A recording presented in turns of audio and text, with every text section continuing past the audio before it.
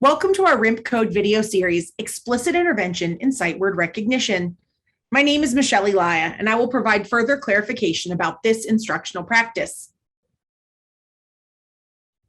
Explicit intervention in sight word recognition is intervention designed to increase students' ability to recognize and read individual words using phoneme-grapheme mapping of regular parts and explicit call-out of irregular parts. They store the connected sounds and letters of words, along with their meaning, as instantly recognizable sight words.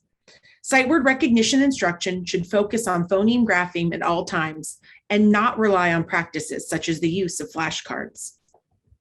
But first, let's define a sight word. A sight word is any word that is recognized instantly and effortlessly, as if by sight, whether it is spelled regularly or irregularly. This occurs in the brain through a process called orthographic mapping. When teaching sight words, it's important to teach phoneme-grapheme correspondences of all words. We will also focus on high-frequency words, or those words that occur frequently in text. We will explicitly teach both regular and irregular words, or words that don't necessarily follow phonics patterns. How to teach. When we teach sight words, we're going to begin by grouping the sight words together by similar orthographic patterns. For example, I could group be, he, she, and we together because they're all open syllables. His, is, was, has, I could group them together because they all end in the letter S, which represents the sound Z. A helpful tool for grouping words by patterns is an article called A New Model for Teaching High-Frequency Words. Here, suggestions are provided on how to group words together by common phonics patterns. It's important to provide explicit instruction in the letter-sound correspondences when we teach sight words. We want to use this explicit instructional routine through a gradual release of responsibility, beginning with teacher modeling, guided student practice, and then independent student practice. We always want to include fluency drills as well for ongoing practice. A fluency drill could possibly look something like this.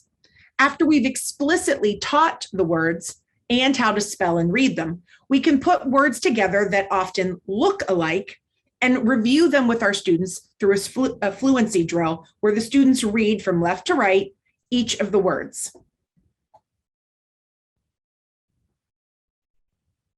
Phoneme-grapheme mapping is critical when teaching sight words.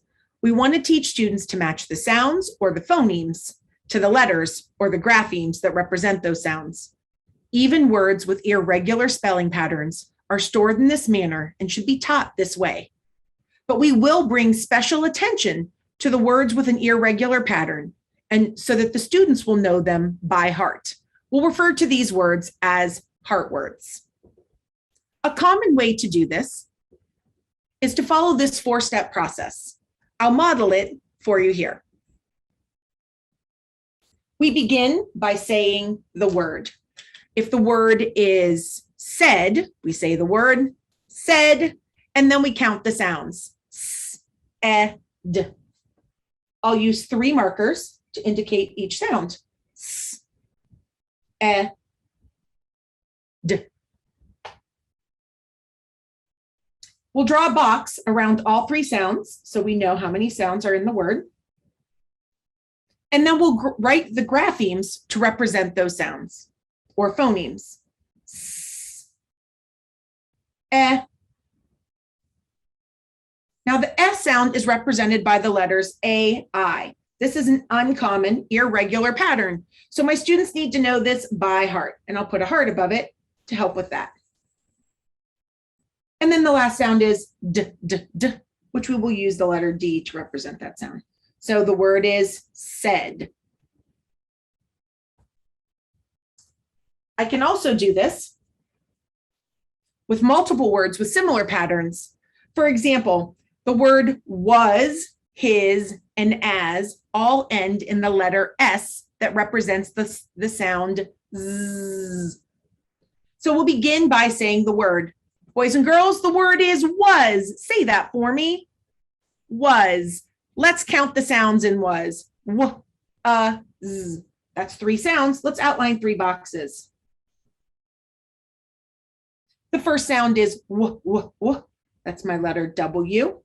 The last sound in was is z. And remember, we're going to spell that z sound with the letter S.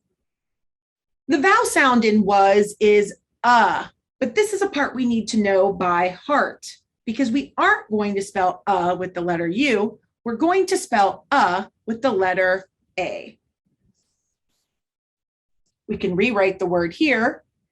And as we have our students practice and rewrite the word on their own, we want to encourage them to say the sounds.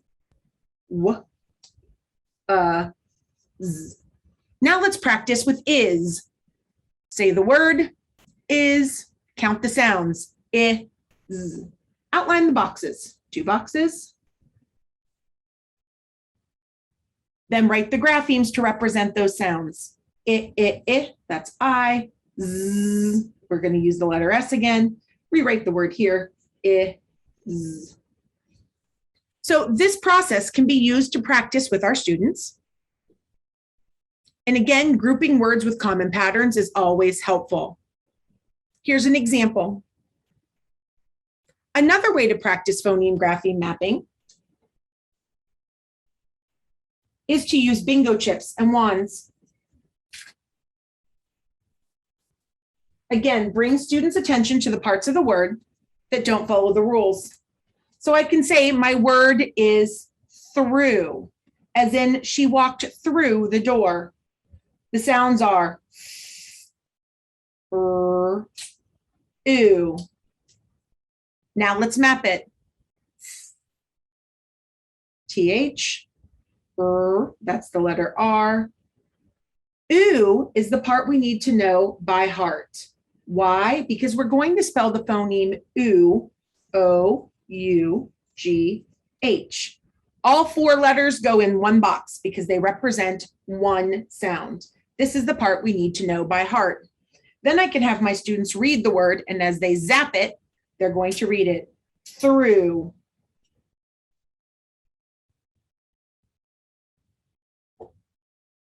Students can also practice phoneme grapheme mapping online using free tools like the Word Work Map available from the University of Florida Literacy Institute Virtual Hub, also referred to as UFly. Again, don't forget to practice. We want to build fluency and automaticity after we teach phoneme grapheme mapping. For more information, see page 27 in Ohio's plan to raise literacy achievement.